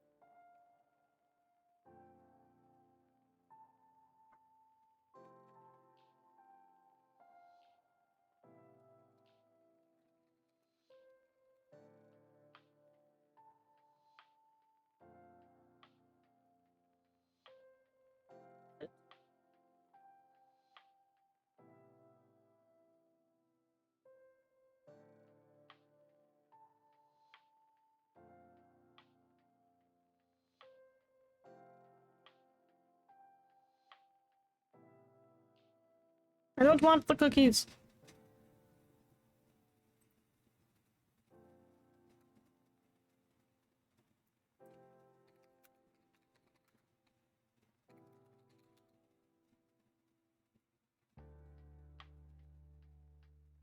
RH Factor in birth is what I want. Is there 1944?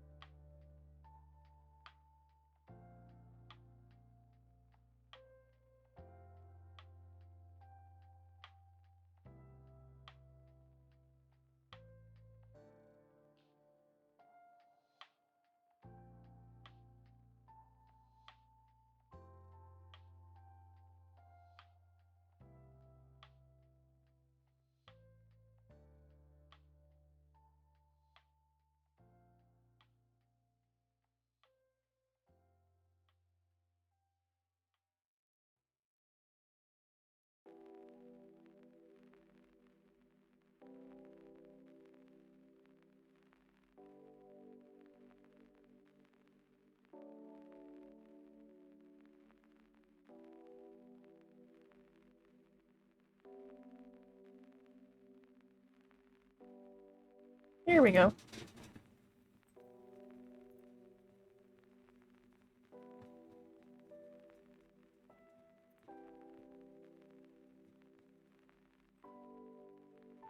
Rip. 373, 0470.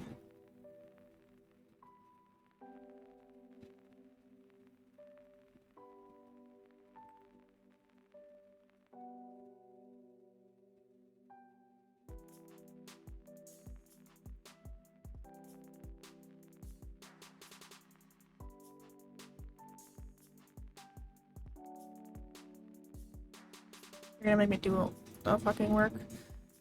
Disgusting. Tools, citations. Journal article, my website. Yay.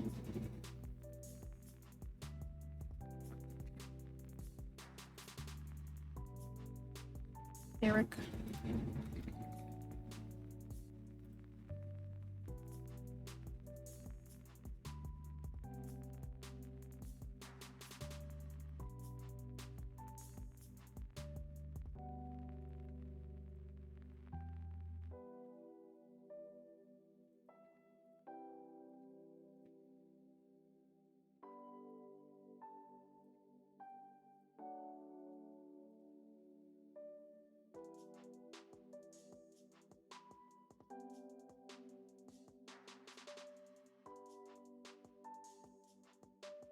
And then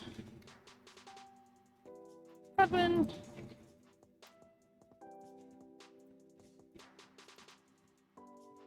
Best of.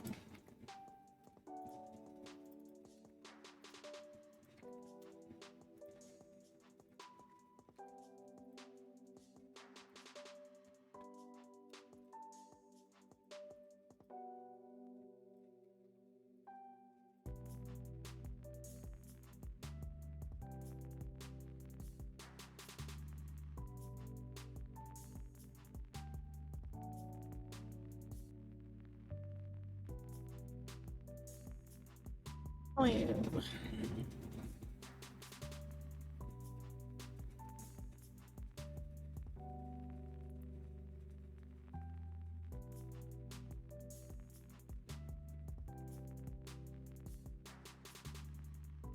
$502 from 1 to 7.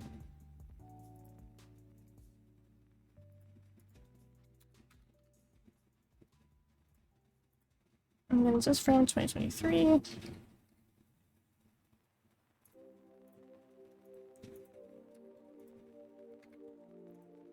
URL.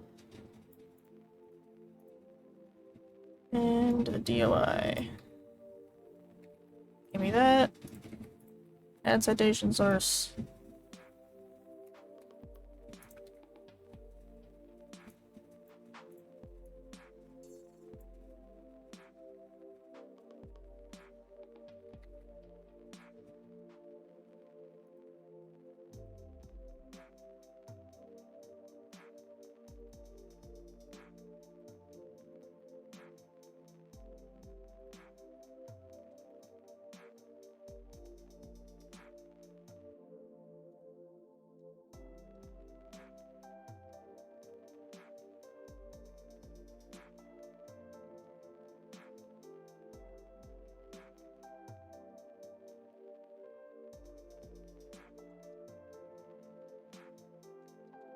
Made me as a fucking EM dash. Like some kind of adult.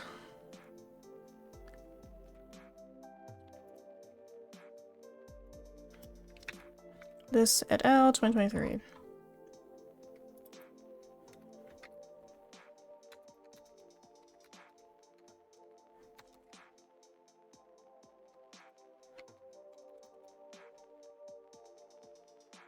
There we go, success.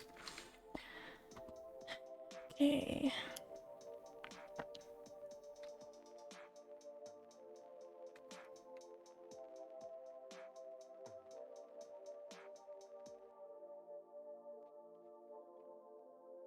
Rip.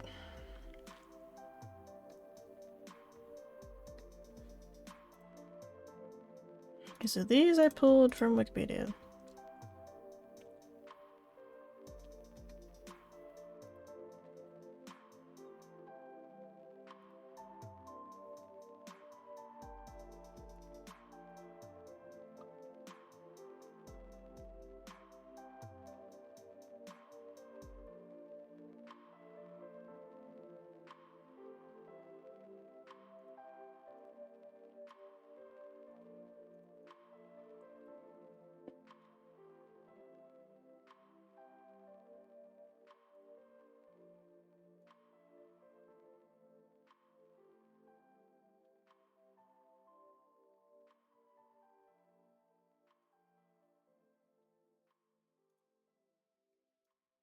Give me that!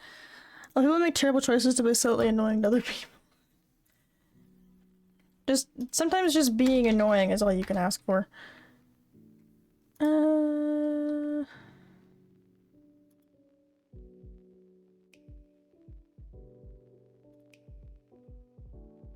article's in fucking French.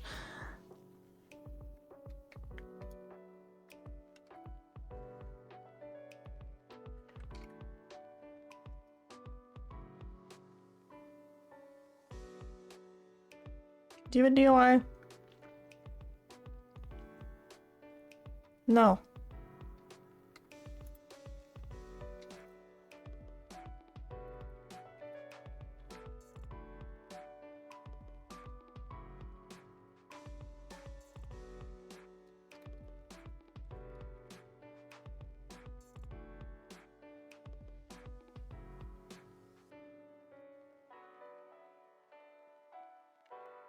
Information that percent up to development, when it's fertilized, evolves to a morula.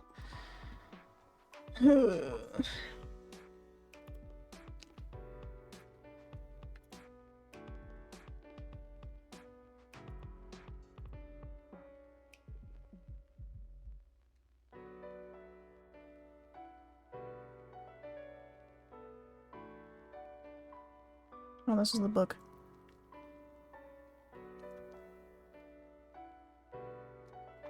This one's Herrick and Bordoni.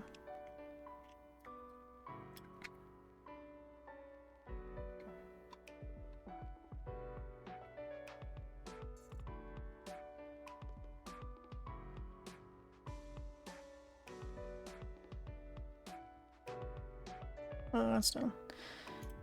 Okay. Have to go back to Google Scholar again.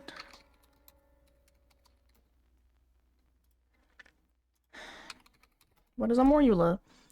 A friend just picked wrong perks on purpose to annoy me, so you have to grind for skill points 3 times longer if he wants the right perks. Smart guy, if you ask me.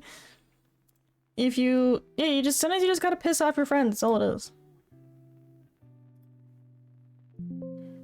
Open it.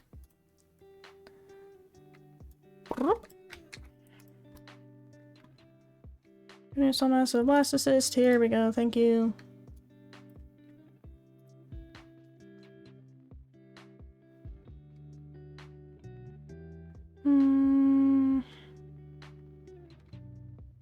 Yeah, that should be fine.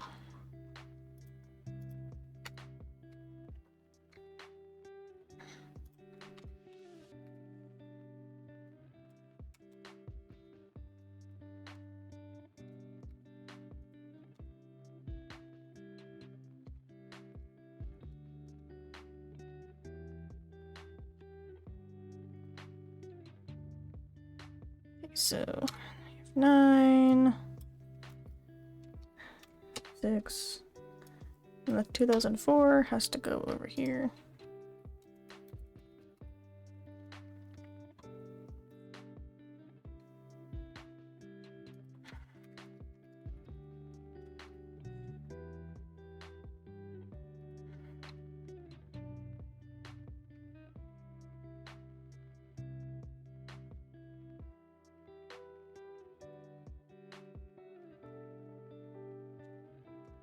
Schlenko in.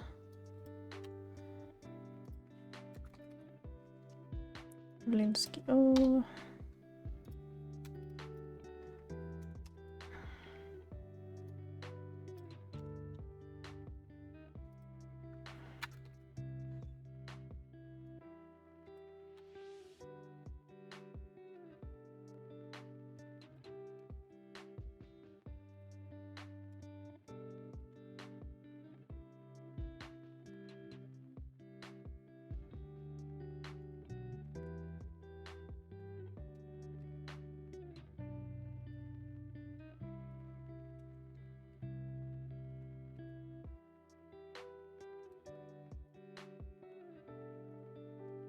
Doesn't 4.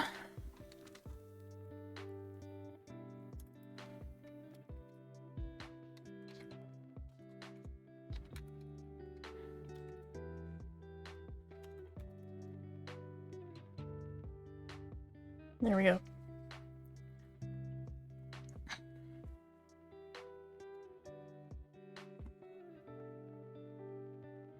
And we're gonna go back to Wikipedia. The place you're not supposed to be.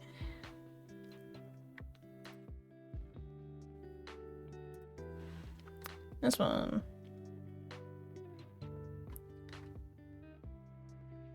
How do I...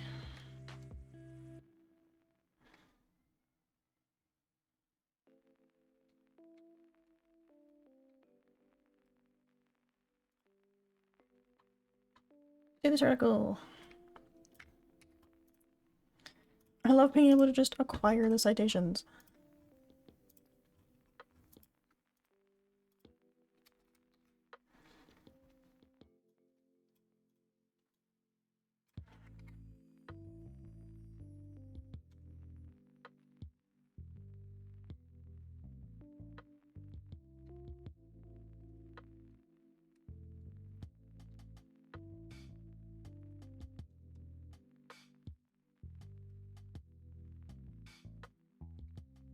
That has to be italicized. So, Archibald et al. 2001.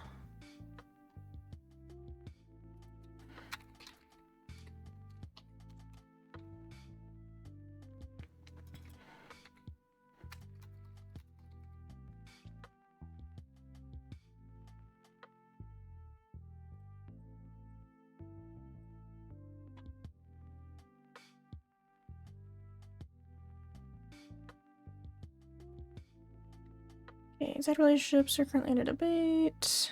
Genome has been sequenced, evolutionary history. In this boundary.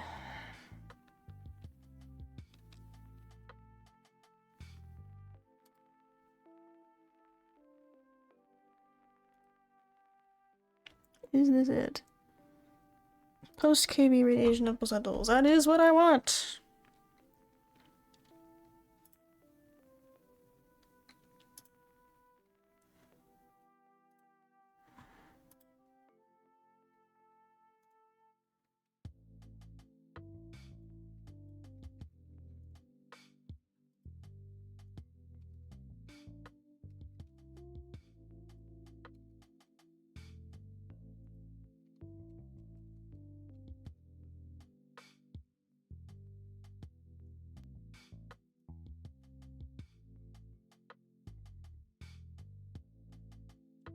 I have to include all the fucking authors whenever I'm doing this. I can't just have et al.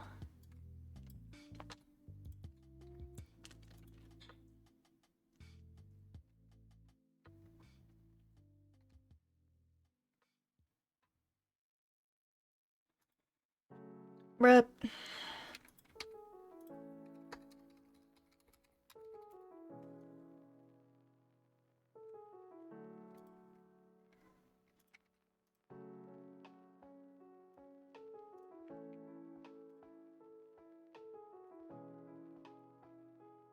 There we go. Just needed all the freaking authors. Sweet Jesus!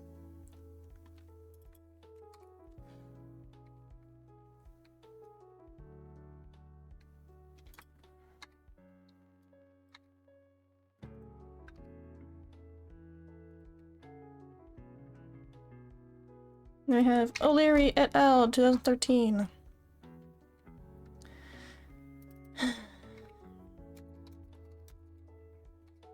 Christ almighty.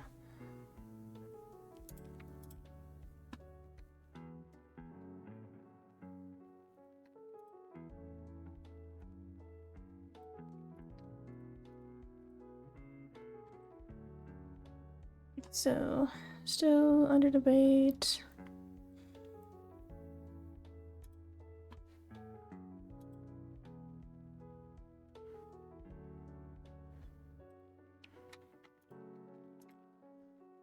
I don't know if I need to cite that it's under debate because there's just multiple conflicting sources would be what it would mean.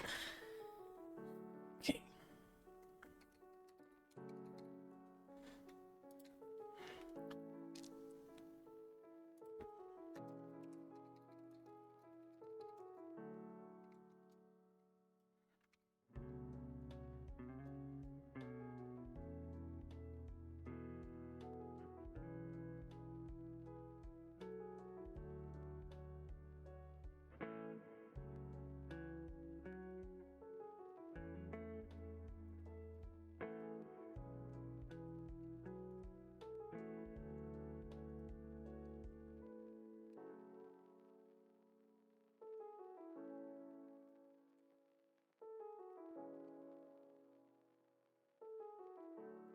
We have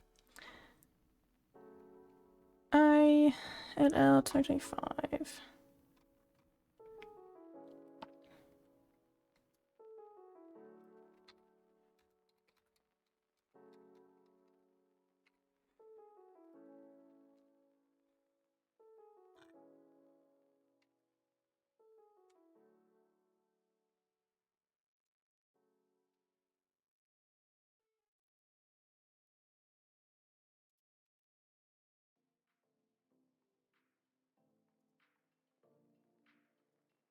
We're gonna have the commas.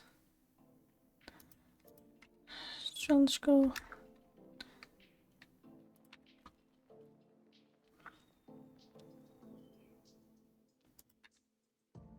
There we go. Okay. I can feel my brain. But hey, 2 hours of work done is like really fucking solid. Seeing as much as I got done. So I had to finish this today, so I'm gonna have to get to that. In any case, I'm gonna write out now because I can feel my eyes and I'm very tired. So, I will see you guys tomorrow night, not tomorrow night, Friday night, for some actual fucking gameplay. Thank God, we'll finally have something else to do. But yeah, wish me luck on my finals tomorrow, because I'm probably gonna need it. I'm very stressed and very nervous. We'll find out how that goes. In any case, I'll see you guys on Friday for more Yakuza 4. And let's find out who's online, see how we're gonna raid, be on your worst behavior, as always. Really done this for 2 hours already. 2 hours ain't shit compared to what I used to do in first year. Now I'm just fucking tired. But anyways, I will see you guys Friday. So, bye-bye!